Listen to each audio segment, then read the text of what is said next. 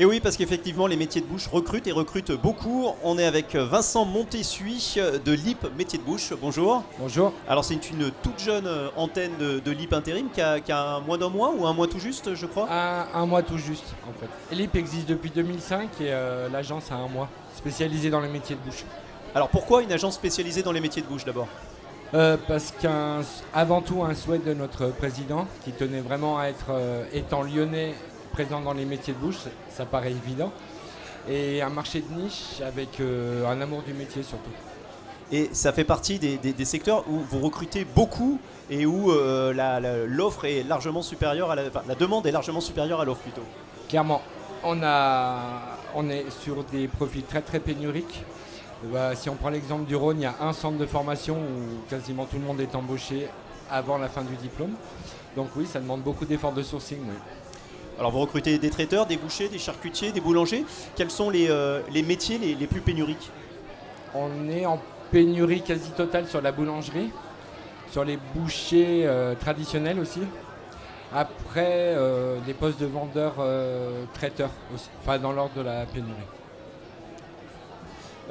Pourtant, ce sont alors non seulement des métiers qui recrutent, mais des métiers qui ont des avantages certains, notamment au niveau rémunération, où on est quand même au-dessus de la moyenne en général. Oui, en plus, on est clairement au-dessus du SMIC. Enfin, pour vous prendre un exemple, un vendeur traiteur, on démarre à 1300 € net.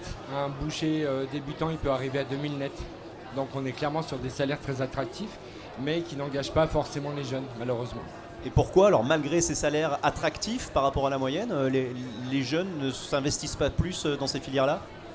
Je pense qu'il y a un problème de communication. Enfin, on a eu l'essor des cuisiniers avec les émissions comme Top Chef.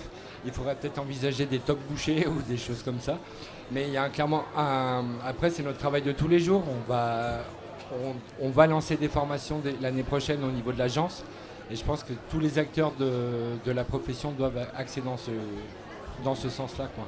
Oui, parce que ces métiers de bouche, on le disait, ça fait partie aussi de l'excellence à la française. Donc ça peut être valorisé et valorisant. Exactement. En plus, c'est un métier noble.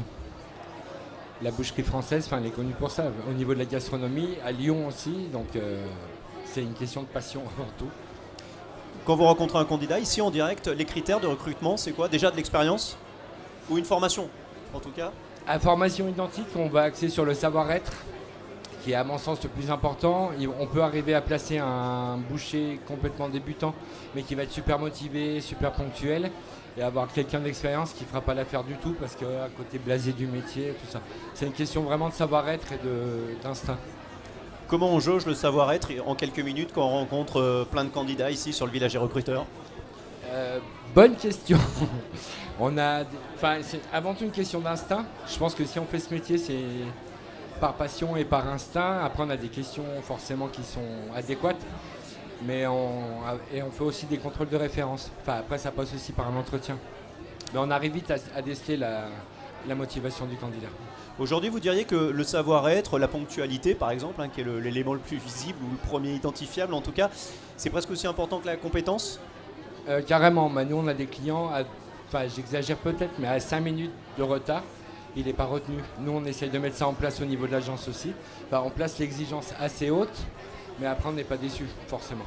Voilà, et juste pour terminer, alors on parlait des niveaux de rémunération qui sont plus élevés que la moyenne, mais il y a aussi des CDI, vous recrutez en CDI dans ces filières-là, pour certains. 50% de nos demandes sont en embauche directe, en fait.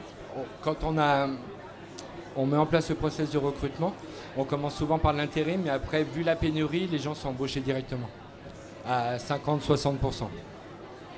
Et il y a un chiffre que vous m'avez donné tout à l'heure qui est assez révélateur.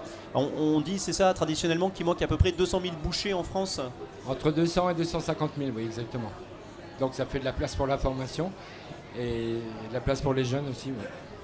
Merci beaucoup, Vincent Montessuy, directeur d'agence chez LIP Métiers de Bouche. Donc toute nouvelle antenne, à peine un mois chez LIP. Bienvenue. Et c'est une interview que vous pourrez retrouver sur notre chaîne YouTube, Le Village des Recruteurs. Merci.